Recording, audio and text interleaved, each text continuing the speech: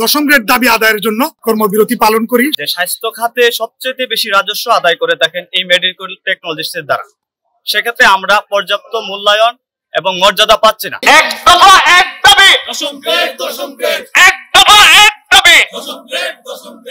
আমরা সরকারের পক্ষ থেকে কোনো ধরনের সাড়া না পেয়ে আমরা 30 নভেম্বর 2 ঘন্টার কর্মবিরতি পালন করি, সকাল 9টা থেকে 11টা পর্যন্ত। এরপর আমরা ওই দিন ভেবেছিলাম যে আমাদের সরকার হয়তো আমাদের দাবি মেনে নেবেন, কিন্তু দেখা গেছে যে আমাদের দাবি সরকারের তরফ থেকে কোনো ধরনের আশ্বাস আমরা পাইনি। তারপর আমরা 2 দিন অপেক্ষা করি। 2 দিন অপেক্ষা করার পর আমরা 3 ডিসেম্বর আমরা অর্ধ দিবস কর্মবিরতি পালন করি। এটা সকাল 8টা থেকে 12টা পর্যন্ত ছিল।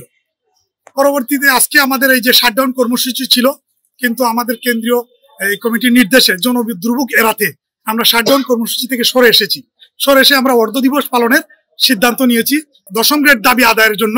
সেটা আমাদেরকে খুব শীঘ্রই কালকে এটা অবহিত করবেন। আর আমরা আসলে এই জনগণ যাতে ভোগান্তি শিকার না হয়, এই কারণেই আজকে আমরা এই কর্মবিরতি থেকে সরে এসেছি।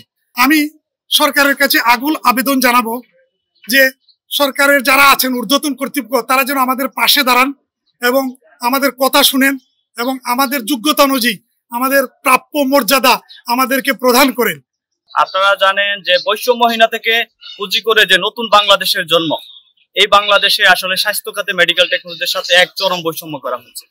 আপনারা আরো জানেন যে স্বাস্থ্য খাতে সবচেয়ে বেশি রাজস্ব আদায় করে থাকেন এই মেডিকেল টেকনোলজিস্টের দ্বারা, সেক্ষেত্রে আমরা পর্যাপ্ত মূল্যায়ন এবং মর্যাদা পাচ্ছি না, যার জন্য আজকের আমাদের এই অবস্থান কর্মসূচি।